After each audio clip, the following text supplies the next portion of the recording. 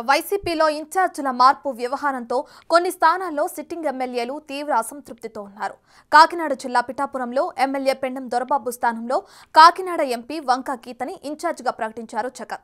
దాంతో దొరబాబుని కాదనుకోలేక వంకా గీతకు స్వాగతం పలకలేక పిఠాపురం వైసీపీ శ్రేణుల్లో అయోమయం కనిపిస్తోంది. కేడర్ పార్టీ కార్యకలాపాలకు దూరంగా ఉండటంతో ఎంపీగా ఉండి కూడా వంకా గీత ఇంతవరకు పిఠాపురంలో పార్టీ కోఆర్డినేటర్గా తన కార్యాలయం ప్రారంభించలేకపోయారు.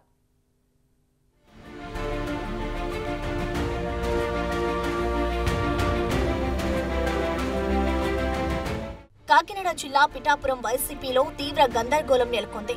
అక్కడ ఎమ్మెల్యే పెండం దొరబాబుని కాదని కాకినాడ ఎంపీ వంగా గీతాని ఇన్ఛార్జిగా ప్రకటించారు వైసీపీ అధినేత జగన్. దొరబాబును కాకినాడ ఎంపీగా పోటీ చేయాలని ప్రతిపాదనలు పెట్టారు. అయితే దొరబాబు పిఠాపురంను వదులుకోవడానికి సిద్ధంగా లేరట.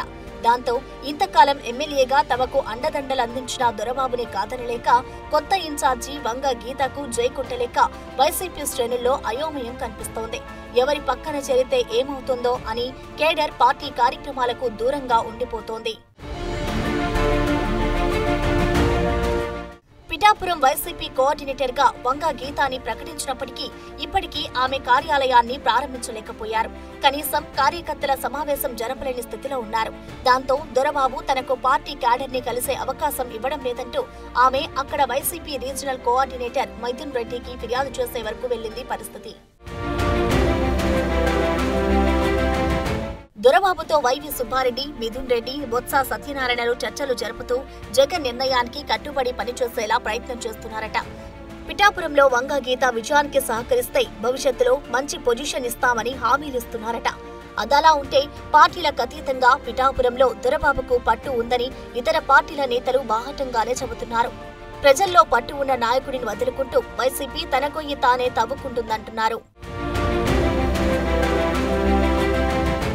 ఆ క్రమంలో ఇటీవల తన పుట్టినరోజు సందర్భంగా ఆత్మీయ విందు ఏర్పాటు చేశారు దొరబాబు.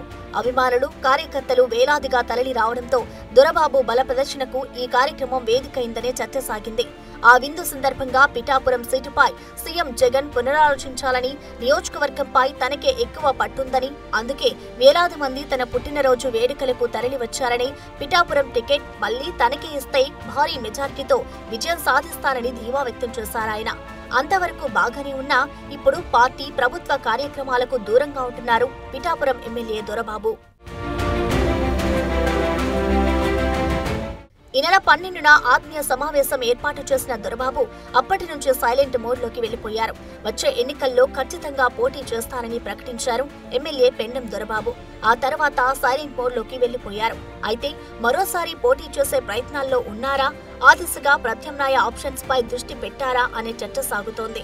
అందులో భాగంగానే ముఖ్య అనుచరులతో సమావేశాలు నిర్వహిస్తున్నారట దొరబాబు. అనుచరుల సూచనల మేరకు పోటీపై నిర్ణయం తీసుకుంటారని తెలుస్తోంది. పార్టీ నిర్ణయంపై తీవ్ర అసంతృప్తితో ఉన్న దొరబాబు ప్రత్యామ్నాయాలపై దృష్టి పెట్టినట్టుగా తెలుస్తోంది.